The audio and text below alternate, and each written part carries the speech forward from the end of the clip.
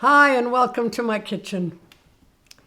As you know, because I've said it so many times, I do this program 4 at a time. And I'm feeling really unfair today because I'm doing it on Rosh Chodesh Shvat. There's so much to say about Shvat. There's so much to explain. There's so many Chassidish Yom Tevim, but I'm doing Historia. So I'm going to go on because that's the scope of what we're doing now. But I do have to mention just a few small little things. First of all, it's on the website. Last year I said all of the things that needed to be said.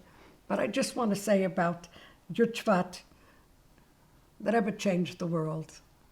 From Alaska, hello Greenberg family, to Zaire, hello Ben Talila family.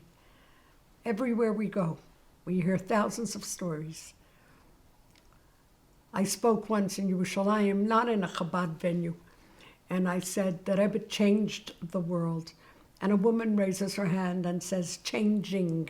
He's still changing. The Rebbe is changing the world, still now. And he's waiting for Mashiach together with us.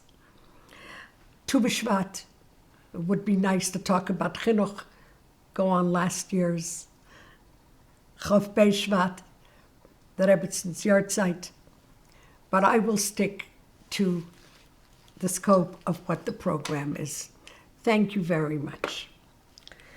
Okay, we are up to line number 3 in your timeline. Line number 3, the year 2000, we have to go a little bit back to stretch it in. Did you ever walk into a room and someone said to you, are you a Friedman? Or are you a Greenberg? Or are you a Chain? Because you have it on your face, in your mannerisms, in your voice. They're in your DNA, your grandmothers, your grandfathers. It's all part of your DNA. Well, Chava, Sarah, Rivka, Rachel, Leah, they're also part of our DNA. And today, we will continue in that way. And I want to say one more thing about Chava and Adam. Each one of the women left us with something. Chava left us with the keach, the power of tshuva. Because Chava sinned, and because she was asked to leave Gan Eden, nicely I said it, Chava taught us tshuva. Chava taught us that no matter what you do, even if it's the first sin in the world, even if it's wrong, you can always come back. It doesn't matter. You can always do tshuva. And we call Chava Em Kol Chai, not as the world calls Chava, Eve. Em Kol Chai, because there is tshuva. So Chava gave us the power of tshuva. And then I heard something that I want to share with you. Doesn't really fit in now, but I need to share it. In the DNA of Adam and Chava, we know how to be parents. Adam and Chava were parents. But Adam and Chava were not children. They didn't have parents. That's why it's so much easier to be a parent than it is to honor your parent and do things for your parents. You know, in Yiddish there's an expression, ein Mame kann aushalten und kann haben 10 Kinder. Und 10 Kinder können nicht helfen, a viele ein Mame. One mother, and she can have and bring up and nurture and do everything for 10 children. 10 children, it's hard for them. You know why? I really think it's not in our DNA. Adam and Chava were parents. They weren't children. So everything from them comes into our DNA. Chava's DNA, we have the power of tshuva. Today we are starting Sarah. I will do her in 2 segments. Sarah. If Avram is born in the year 1948, Sarah, who's 10 years younger than him, is born in the year 1958. Sarah's name was Isko at first. Isko means to gaze. Sarah gazed. She looked at everything and understood everything.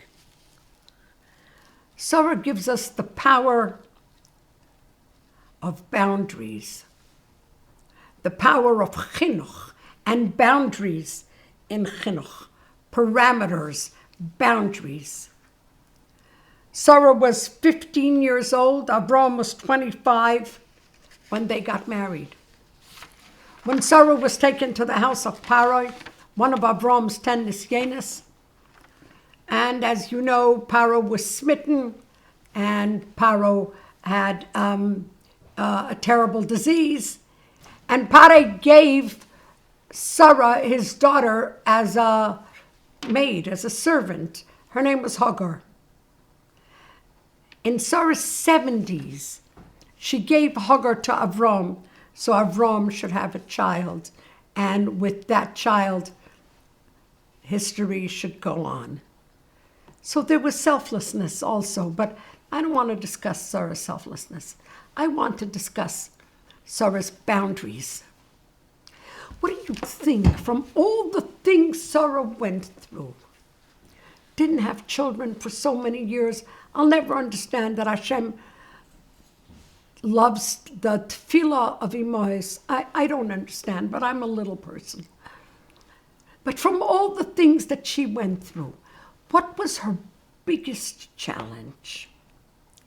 I think that her biggest challenge was Yishmael. Because as soon as Ishmael was born, Hagar changed. Hagar talked down to her. And then when Sarah had Yitzchak, Sarah realized that Ishmael is a danger to her son. And so Sarah put up boundaries, parameters, not wishy-washy, not like we sometimes do. Boundaries, parameters, no. Boundaries. And if you say no the first time, like a mensch, you don't have to say it again.